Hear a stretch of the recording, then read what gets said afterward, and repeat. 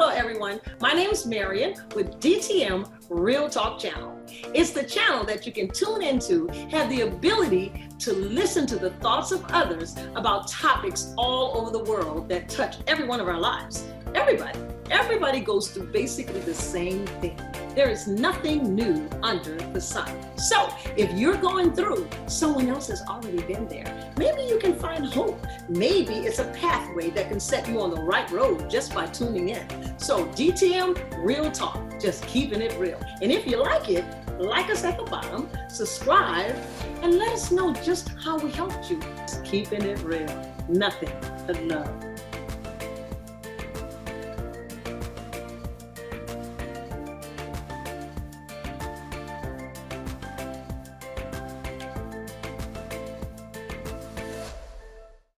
Welcome. This is DTM Real Talk this evening. We're having a ball before we even get on. And I know you guys are have been enjoying the clips. This is the 2 months of Kingdom Men. And today I have a very special guest as well, who I have not met in the flesh. And I'm excited about meeting him on here like this with you guys. So say hi to the good folks out there, Michael. Good morning. Good morning. I mean, good afternoon. Good evening, everybody. Sorry. People come on here thinking it's morning time. They need that. I don't know. But anyway, we were just having a little fun before we came on. And Michael Smith, right? Correct. Okay. So I was told that you had a story. And so I didn't hear any of it. So I'm with the good folks. I want to hear all of it. And I know you can't tell it all. You know, the old folks used to say, I just can't tell it all. No, amen. Well, what we're doing, we just want you to tell the folks out there, you know, some of your struggles, where you came from, a little bit about you. And I'll just kind of ask that. So where were you born? And where born here in New Orleans, Louisiana. It's not Charity, born in Flint Goodrich. It's no longer there. I know my brother was born in Flint Goodrich.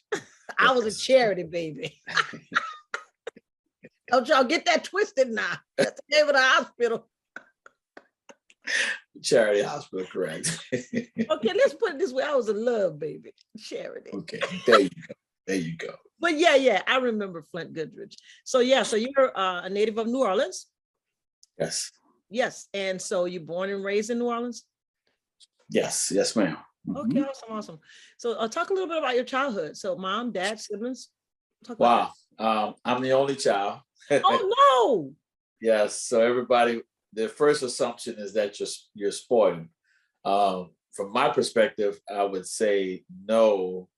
As I've gotten older and I've analyzed my disposition in certain instances, I start saying, you know what, you might be spoiled. You know, you have a spoiled disposition here.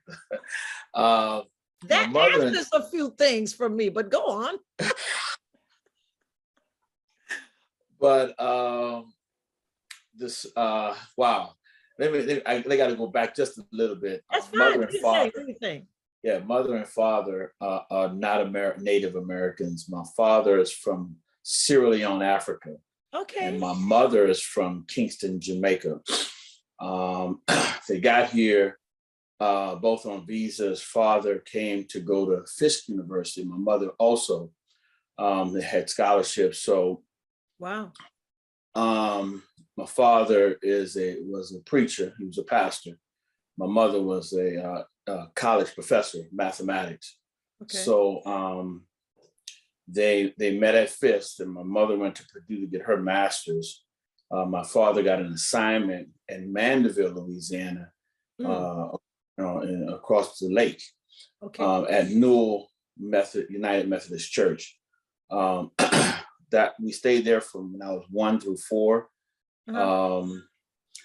At the time, you know, back in those days, since back in the 60s, so mother had a master's degree from Purdue and cleaned houses at that time. Okay. Because she couldn't find a job. So she met a friend who got her at Clark, to do math, teach math for like 1 or 2 years. The students from there left and went to SUNO, and they said, well, are you talking Clark High School? Clark High School. Oh, wow. Yes. Okay. Okay. Yeah, she might have taught there 2 years, and the students went there and went to Southern University, and the teacher started saying, "Well, you're so advanced. You know, who is your teacher?" So they started going back and saying, "There's this teacher from Jamaica who's at our high school." The administration went and found her, and it was a real quick story. So you got to remember, she's African American. She's a female in the Right. '60s. So Right. when they went there, they didn't believe the degree she had. They made her go to UNO and take a course to prove to her that she knew what she was doing. Not only when she took the course, she aced the course. Now watch this. You notice that at that time UNO was predominantly white. Correct. She ended up teaching and tutoring all the students in the class, Wow. and the students got A's, but because of her color, they gave her a C. That's another story That's for another all. story. You can come on and talk about that. And I So think, needless to say, yeah, she got the yeah. job. She stayed there 33 years. I came along. Went to matriculate, went to high school, went to St. Aug, went to private high school, and um, in my life, I realized being an only child with no cousins and no other family, one of the things I struggled with is loneliness. Thinking I was by myself, so I Right. had acceptance issues. So with acceptance issues, what I would do is seek out anywhere we went, and I would seek out people, and I would do whatever you're doing in order to be your friend because I needed friends. Right. So that's how the spiraling, I can look at it from my acceptance issues back then. I saw where I would do what you do. My mother went to get her PhD in Pittsburgh. I went with her on that journey. It really spiraled. I could kind of see it, but I wasn't getting high yet. Got back to St. Aug, and my junior year, I started smoking weed. And then I Let escaped me because pause you then, right there. This yes, is good. Let me pause you right there for the good folks out there. So you were dealing with the issue of being lonely as a yes, child. Now yes, I'm pausing there for a reason, because I know a lot of only children, right. and then I know a lot of large families where maybe one or two Mm, children are in that lonely state of acceptance as well. yes. So good folks out there, I want y'all to look at this very well, because this is pretty interesting, listening at it from Michael's perspective as a child being lonely and wanting to Mhm. be accepted, but mom and dad had no clue. Am I correct? Had no clue. They really didn't have any clue. Okay. Father was a workaholic, and I think I had inherited that. Okay. What I mean by that, my father pastored my entire life, never took one day of vacation a day of his Mm, life. He worked every single day. My mother would say stuff like, "Bernard, that church gonna be here when you're dead and gone." And my mother was an avid vacationer. I ended up going back and forth to Jamaica with her, but the workaholic side, I wanted to say, I feel that. I feel where he went. He also was compassionate and passionate for people. I had it, but I didn't know it to that oh, degree. okay. My mother, I wanted to be more like her, finances. She was mathematics teacher. I saw that. I knew math. I was smart, but I wasn't a genius. She was borderline genius, and I was not. And so what she would do many times is very hard on me, but things were a little more difficult for me to absorb. And it took time, and then I felt as though she did not accept me, or that she didn't love me. And so I felt as though, I didn't say she Right. did, Exactly. because I felt as though that I couldn't meet her expectations. Mm-hmm. And that began, I felt that most of my life, Mm-hmm. that way. So I'm That's that struggling with, that loneliness going into that insecurity, causing exactly. security. This is good. I'm good folks. Listen. Okay. So I began feeling that. You know, my dad worked. He menial money, didn't make much at the time. Never would think about preaching on pastor. That's out the question. You know, that's not even, you know, that's not even on the tables. You know, so I go to high school. I became a basketball player. So I played ball in St. Olaf my junior year, my senior year. I ended up going to Dillon on a partial academic scholarship. But I wanted to play ball, but I was so engrossed in ball. The school my mother taught at, I would practice with them when I was in high school. They thought I was coming. But when the man said, I thought you were coming, I said, no, but he offered me a full scholarship. Wow. So I ended up going back and went there and played 4 years. And my drug use started to escalate. I smoked a lot of weed, you know, So past pause courses. right there. Pause right there. I know the good folks like, why she keep stopping him? Because I can't. That's okay. No, I know, but they probably say, why she keep it? Because I can't. I can't. Yes. Okay. So when were you introduced to, when did you get started? I heard you say marijuana, I think was it in the neighborhood? Probably in the neighborhood. Okay. When I was maybe like 14 and 13, guys in the neighborhood. I you know, smoke a little weed here and there. And it made me feel, see, I was so uncomfortable with self when I got high. I was not myself anymore. And I liked that person, then I like me being me. Yes. Yes. So I didn't like the way I looked, my features, you know how kids are, they teach you about certain things, like wide nose, I'm African. Right, you know, right. I had the big head. They used to tease me about the full head. You know, so and I would do stuff, try to close my nose. And I didn't like the way I looked, and I wanted to look like everybody, you know, the guys that look real well. And it was just it felt torture inside of my own body, if that makes sense. Yes, it makes a lot of sense. So while I was going through, high school, play ball, I was good, but I wasn't that good. You know, I was good enough to get a scholarship or play point guard. You know, I was okay. Then let's see, I was talking about college. So I got in college, smoked a lot of weed. What I started learning was my insecurity was so bad that I started having to connect to others to identify me. I'm about to explain that. Go ahead. So whenever I introduce myself, my introduction was, my name is Mike. I'm Dr. Smith's son.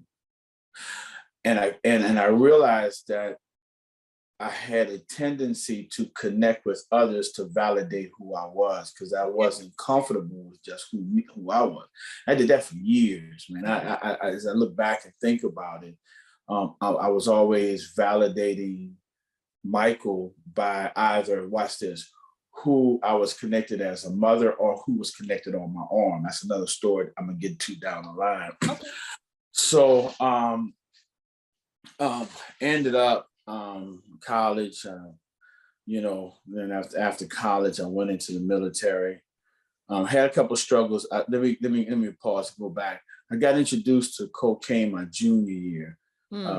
We had a guy, I won't put no names out there. So I had a guy played on my team whose father was a boxing promoter, and his father had a lot of money. And so he got introduced to lifestyle. So he liked me. And so he would take me after practice sometimes, go on a lake, snort coke, blah, blah, blah, go home. And then that was the beginning of a downfall. So I got introduced to snorting coke.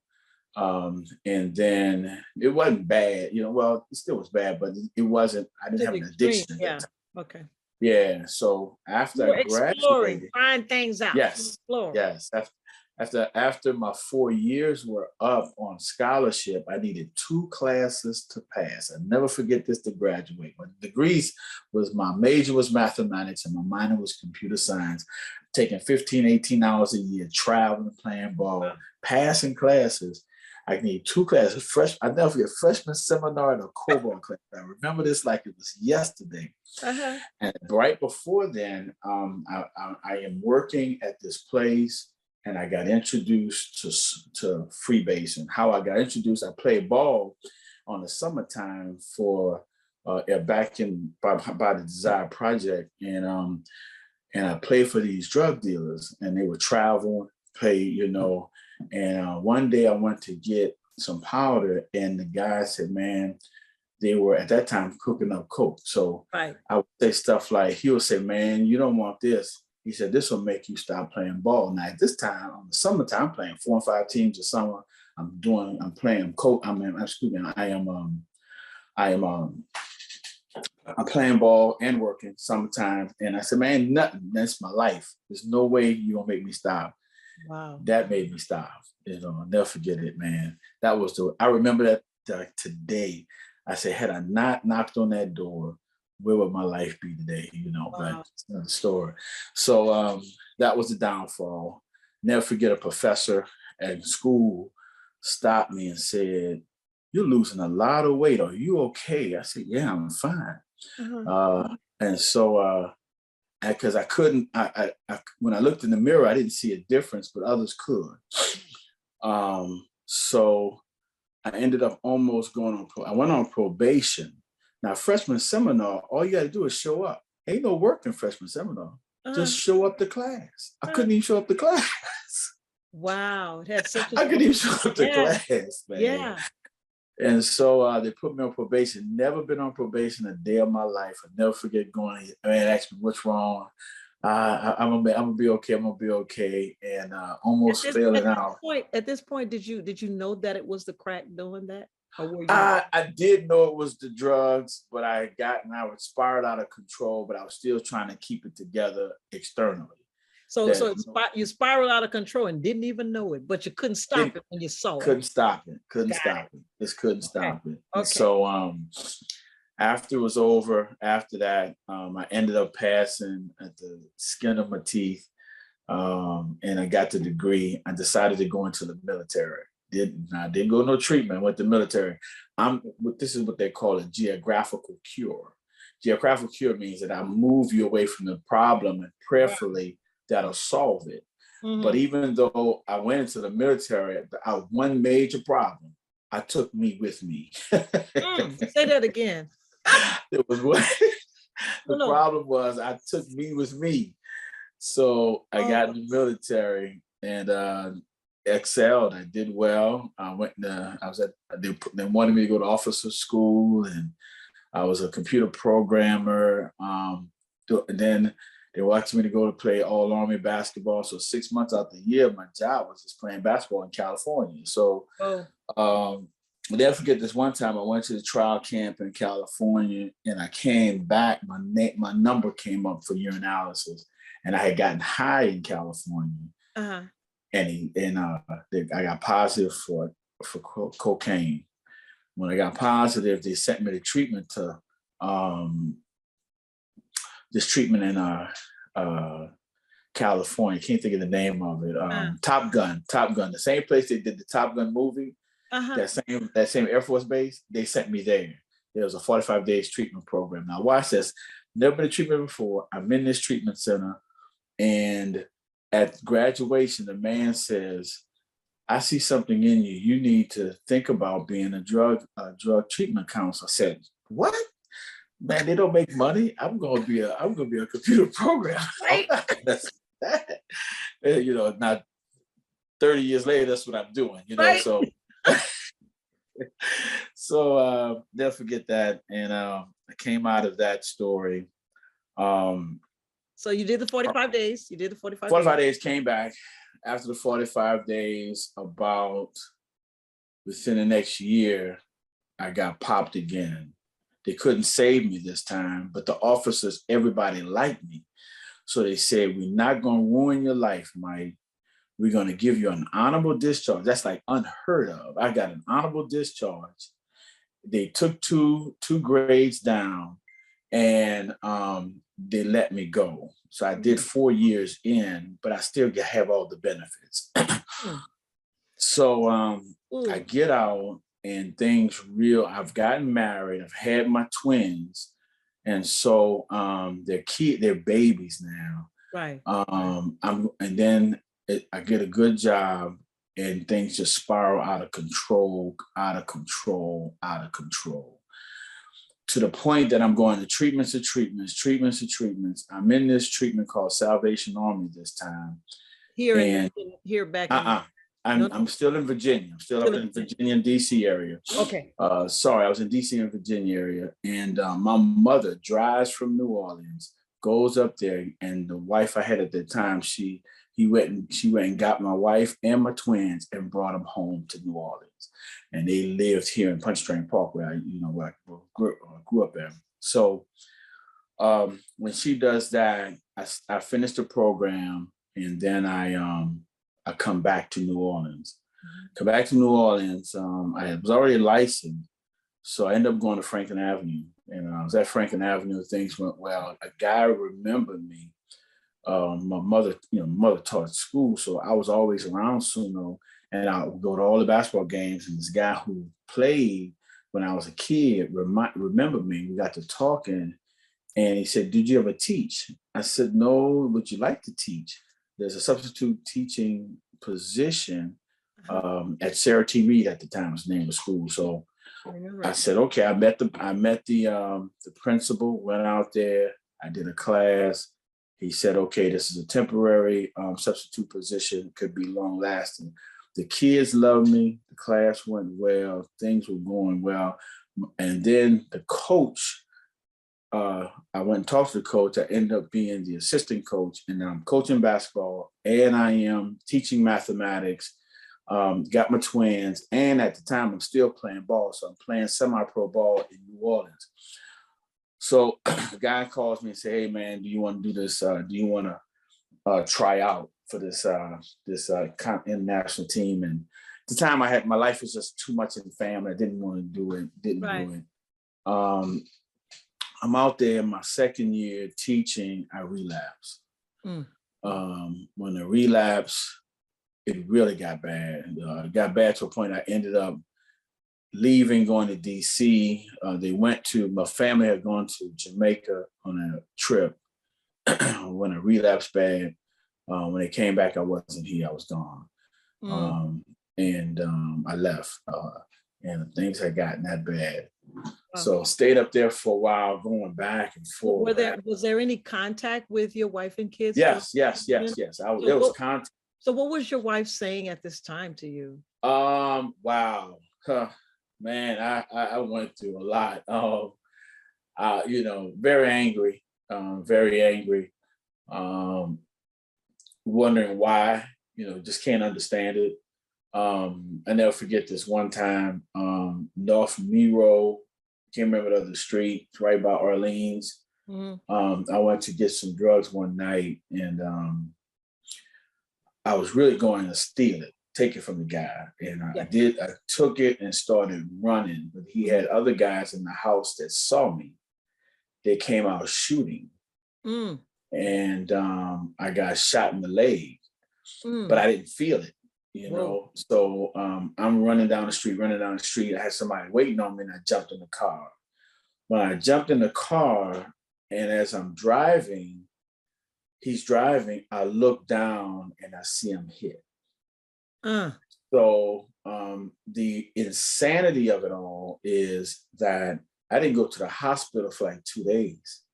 All I did was got high for 2 days. Wow. And people were putting me out the house because the bullet had went through my leg. Wow. So I had a hole in the front and a hole in the back. And people were like, "Man, you gotta get out of here, man. You need to go to the hospital." But I just want to get high, and I just didn't do it. So when I get to the hospital, I'll never forget, and people had already called home, told her what was going on, and people knew.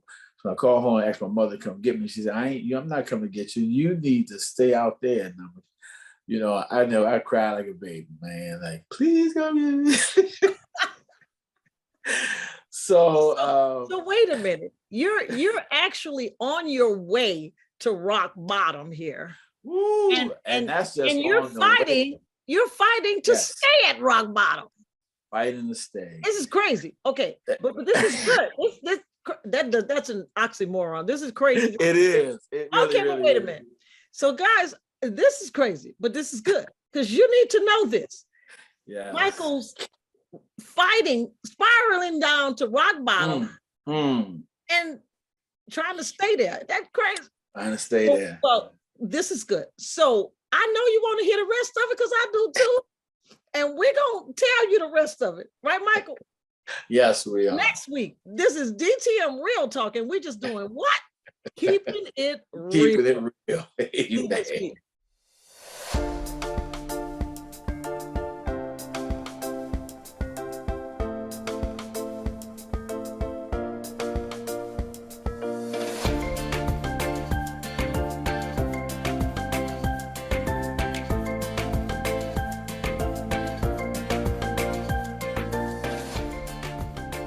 Thanks for watching DTM Real Talk. Be sure to join us for more conversation. And oh yeah, don't forget to hit that like button, share, and subscribe while you're there.